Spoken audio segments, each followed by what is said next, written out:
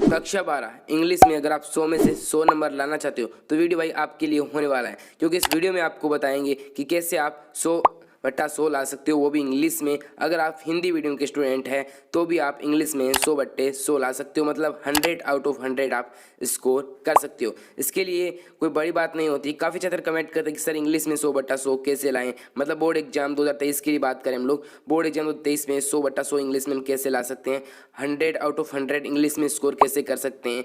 तो इसके लिए कुछ आपको क्रेजी टिप्स एंड ट्रिक्स मैं आपको आज के इस वीडियो में बताऊंगा, जिनको अपनाने के बाद आपके पक्का 100 आउट ऑफ 100 आप इंग्लिश में स्कोर कर पाएंगे 12th क्लास में। तो हाँ दोस्तों, मेरा नाम है रमेश और आप देख रहे हैं study with smart YouTube channel. चलो आज का वीडियो शुरू करते हैं। सबसे पहले आपको कुछ ट्रिक्स बताने वाला हूँ। पहले ट्रिक, आपको कभी भी आपको जो सीरियल है उसको नहीं तोड़ना है। सीरियल मतलब आपको जो क्रम होता है वो बिल्कुल नहीं तोड़ना है। जैसे कि आपने देखा होगा कि आपके मतलब पेपर होता है वो कुछ सेक्शन में बटा होता है, तो वो सेक्शन होते हैं वो आपको कभी नहीं तोड़ने हैं। जैसे कि अगर आप टॉपर बनना चाहते हो, अगर आपको 100 आउट ऑफ 100 आपको स्कोर करने का टारगेट है, तो आपको जो सेक्शन होते हैं वो लगातार ही करना चाहिए, मतलब जो स्टेप बाय स्टेप आपको करने चाहिए। क्योंकि अगर आप क्योंकि सेक्शन है वो वही तोड़ता है जिसको पसंद आती नहीं है, क्योंकि जिसका जो पार्ट मजबूत होगा वो बस पहले करेगा। टॉपर होगा वो सभी जो है उसको स्टेप बाय स्टेप लगातार वो उसको करता जाएगा। इसलिए जो है एग्जामिनर जो है उसका गेज कर लेता है कि टॉपर है, उसने ऐसा किया है। और जो अगर आप पार्ट छोड़ देते हो तो उसको पता है ये पार्ट इसने छोड़ा, तो उस पार्ट को बहुत ही जो है गहनता से अध्ययन करके चेक करेगा, जिससे आपके नंबर उसमें कटने के ज़्यादा चांस रहेंगे। सेकेंड है आपको कि इसमें आपको ग्रामर पार्ट जो होता है आपका, ग्रामर पार्ट वो आपको सबसे पहले करना है। अगर आपकी इंग्लिश इसमें दो आपके स्टेप है। अगर आप पहली तो अगर आप इंग्लिश में अच्छे हो, आपकी इंग्लिश में ग्रामर अच्छी है, तो पहला स्टेप आपको ग्रामर सबसे पहले करनी है। और अगर आप इंग्लिश में आपको ग्रामर नहीं आती है तो आपके लिए सबसे हेल्पफुल स्टेप है आपको ग्रामर लास्ट में करनी। क्योंकि दो स्टेप क्यों है, क्योंकि एग्जामिनर होता है वो आपकी ग्रामर में ही नंबर आपके करते हैं, और ग्रामर में ही वो आपके नंबर चेक करता है। और अगर ग्रामर में मतलब जो आपका सेक्शन है उसमें पूरे में से पूरे नंबर आ रहे हैं, तो वो आपके मतलब 100% चांस बन जाते हैं कि वो आपके आगे नंबर नहीं काटने वाला। क्योंकि एग्जामिनर को कॉपी चेक करने के बहुत कम पैसे मिलते हैं, तो ऐसी जो है फुल कॉपी पूरी नहीं चेक करता है, तो वो क्या करेगा, ग्रामर पार्ट आपका सबसे पहले देखने वाला है। तो ग्रामर पार्ट आपका मजबूत होना चाहिए। और अगर आप जो है स्टूडेंट अच्छे हो तो आपको ग्रामर पार्ट है वो सबसे इंग्लिश आपकी अच्छी नहीं है तो ग्रामर पार्ट आपको सबसे लास्ट में करना चाहिए, और बाकी जो पार्ट है वो सबसे पहले करना चाहिए। तो आप ये समझ गए होंगे।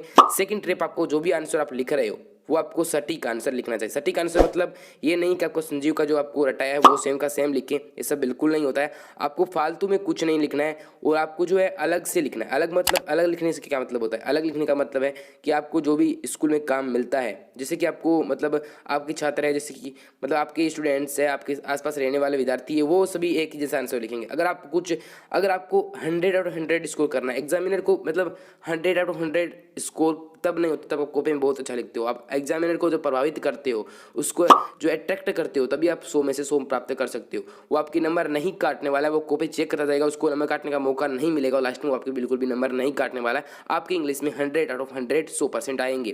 तो आपको क्या करना है, फालतू में बिल्कुल नहीं लिखना है, और अलग से लिखना है। आपको अलग से मतलब टॉप वर्ड्स आपको छांटने हैं, जैसे कि सेम ही वर्ड होता है। जैसे कि हैप्पी एक वर्ड है, उसका जो एक अलग ही वर्ड आपको, जैसे कि आपको इंग्लिश में बहुत सारे वर्ड मिल जाएंगे, आप सर्च करो उनको फ़ोन में, गूगल पर, और वो वर्ड्स अगर आपको बहुत ही डिफिकल्ट वर्ड होते हैं वो अगर आप लिखते हो तो उसका लगता जाता है कि इसकी जो लैंग्वेज पर जो पकड़ है वो काफ़ी हाई है, तो वो आपको नंबर बिल्कुल नहीं काटता। इंग्लिश में एक भी नंबर आपका नहीं काटता है। तो वो आपको अलग इसमें मेहनत लगेगी। मैं पहले कह रहा हूँ जो भी काम बता रहा हूँ सब में मेहनत लगेगी, और मेहनत के बिना आप कुछ भी नहीं कर सकते हो। तो भाई आपको परिश्रम तो करना पड़ेगा, 10-10 घंटे पढ़ाई करनी पड़ेगी।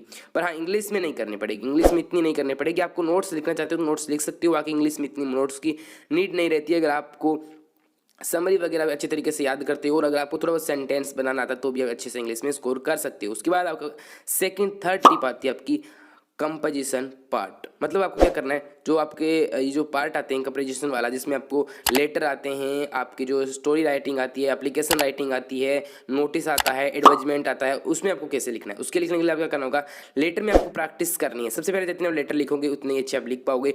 उसमें आपको इतना अट्रैक्ट लिखना है कि वो आपके 100 में से 100 नंबर 100 आउट ऑफ 100 दे सके। क्योंकि आपको लेटर में ये ग्रामर, जैसे कि आपको एक ग्रामर मजबूत करने के लेटर राइटिंग वाला जो पोर्शन है वो आपको बहुत अच्छे से रखना है, ताकि आपको जो उसमें लिखने का तरीका है उसको प्रैक्टिस करो। एक से कुछ नहीं होता, आप 2 3 4 5 जितने प्रैक्टिस कर सकते हो उतनी प्रैक्टिस करो और आपको सुंदर लिखना है। कुल मिलाकर आपको लेटर में जो लिखना है बिल्कुल अच्छा लिखना है। सुंदर लिखने से ये मतलब नहीं कि हैंडराइटिंग आपकी बहुत अच्छी होनी चाहिए, हाँ कुछ की तो होती है कुछ की नहीं होती है, तो वो आपको अलग से लिखनी चाहिए। उसके बाद आपको जो है एक फॉर्मेट है उसको निश्चित जो फॉर्मेट है उसी में आपको लिखना चाहिए। वर्ड लिमिट जो आपकी होती है उसी में आपको लिखना चाहिए। ये कुछ आपकी टिप्स एंड ट्रिक्स थी जो कि आपको बहुत काम में आने वाले हैं इंग्लिश के पेपर में।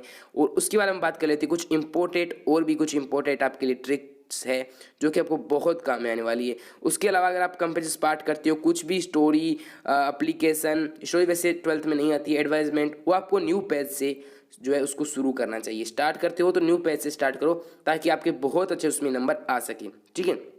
उसको ढूंढने में कठिनाई नहीं हो। तो अब आपके पास जो अगर आपको क्वेश्चन करने तो उसके लिए आपके पास दो तरीके हैं। कौन कौन से दो तरीके हैं? वो दो तरीके ये हैं कि अगर या तो आपको उसको पूरा रट लो, अच्छे तरीके से रट लो, जो कि आपसे लगभग जो है इसमें मिनिमम 80% स्टूडेंट्स नहीं कर पाएंगे। मेरे सबसे 90% स्टूडेंट्स भी उसको नहीं रट पाएंगे क्योंकि रटना बहुत कठिन काम होता है। जो रटते हैं आजकल वो तो बोले जाते हैं, ठीक है। तो या फिर आपके पास सेकंड ऑप्शन क्या रहता है? सेकंड ऑप्शन आपका सेंटेंस जो स्ट्रक्चर होता है, यानी जो सेंटेंस का स्ट्रक्चर है वो अगर आपको आना चाहिए, उसके बाद सेंटेंस बना सकते हो और आप अच्छे से जो है लिख सकते हो क्वेश्चन, अगर आपको अपनी लैंग्वेज में हिंदी में भी याद है तो, ठीक है। तो इसके में क्वेश्चन में आपके नंबर बहुत कम चांस होते हैं आपके नंबर कटने की। उसके बाद आपको कुछ बातें और ध्यान रखनी है, जैसे कि स्पेलिंग मिस्टेक आपको बिल्कुल नहीं करनी है। स्पेलिंग मिस्टेक है वो बिल्कुल भी आपको नहीं करनी है। उसके बाद आपको कुछ टफ वर्ड्स होते हैं उनका आपको जो है यूज़ करना है। टफ वर्ड्स मतलब कुछ क्वेश्चन में ऐसे वर्ड्स होते हैं जिनको आप छांटो अपनी नोट्स बुक में लिखो और उन जो एक पार्ट के अलग अलग आप वर्ड्स लिख सकते हो, क्वेश्चन के कुछ अलग वर्ड्स लिख सकते हो, जिससे आपको जैसे कि आपका फर्स्ट लेसन है द लास्ट लेसन, ठीक है, इसमें हेमल का कैरेक्टर है, फ्रेंच का कैरेक्टर है, तो आप इसमें कुछ जो आपकी समरी वगैरह होती है, मतलब कैरेक्टर होता है जो भी आपकी कैरेक्टर, आपको पता है फ्रेंच कैरेक्टर से हर साल क्वेश्चन बनता है, तो आप फ्रेंच के कैरेक्टर से कुछ ऐसे वर्ड्स निकालो जो कि आपको, अगर आपके पास रिफ्रेशर है तो उससे निकाल सकते हो, अगर आपके पास गाइड है वो उससे निकाल सकते हो, बुक से एनसीईआरटी की जो बुक होती है उससे भी आप जो है वो निकाल सकते हो। उससे आपकी बहुत अच्छी परफॉर्म बनेगी और वहाँ से आप अच्छे स्कोर कर पाएंगे। और वो वर्ड्स अगर आप यूज़ करेंगे तो अपने में तो बहुत आपको जो है हेल्प उसमें मिलने वाली है। उसके बाद आप जो आपको है टफ वर्ड्स उन्हें कहते हैं, उसके बाद वो ज़्यादा से ज़्यादा लिखने की प्रैक्टिस करनी चाहिए। बच्चे क्या करते हैं आजकल, जो भी ज़्यादा से 90% बच्चे होते हैं वो उसको याद करते हैं, रीडिंग करते हैं। आपको पता है बोर्ड एग्जाम है, बोर्ड एग्जाम कोई ऑप्शन टाइप क्वेश्चन नहीं है, ज़्यादा उसमें लिखने की जरूरत होती है, जबकि आप याद करते हो। आपको ज़्यादा लिखने की प्रैक्टिस करनी चाहिए, आपको याद हो या ना हो, आपको लिखने की प्रैक्टिस होगी तो आपका वहाँ पर पेन चलेगा भाई, पेन निश्चित आपका चलने वाला है, रुकेगा नहीं वहाँ पर आपके। तो आपको लिखने की ज़्यादा से ज़्यादा प्रैक्टिस करनी है। 100% आपको जितना आप जो है हाथ से चलाओगे पेन उतना ही आपके लिए बेस्ट रहने वाला, मैं तो यही मानता हूँ, ठीक है। और स्मार्ट सेंटेंस है वो आपको बनाने। स्मार्ट सेंटेंस से मतलब क्या, मतलब क्या तात्पर्य आप पूछोगे, तो स्मार्ट सेंटेंस मतलब आपको सेंटेंस में कुछ जो सेंटेंस होते हैं उनका पेशी में बदला है, हर सेंटेंस को नहीं, उससे आपकी जो है पूरी लैंग्वेज ही खराब हो जाएगी।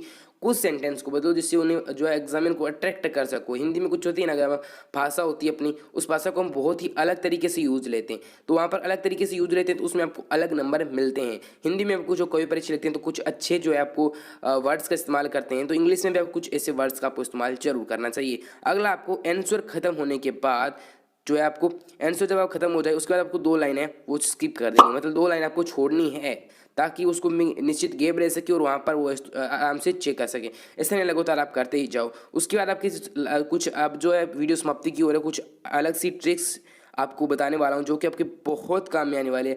अगर आपकी गलती हो जाती है तो आप उसमें कट लगाओ। जी हाँ दोस्तों, अगर आपकी गलती हो जाती है, मतलब लिखते टाइम काफ़ी सारे बच्चे ऐसे होते हैं जिनकी गलतियाँ हो जाती है, तो आपको उसमें क्या करना है, छोटा सा एक कट लगा देना है। उसके बाद हम लोग बात करेंगे कि अब आपको आगे क्या करना है। अब कट लगाना है आपको, ठीक है, और कुछ ऐसी बातें रह गई है।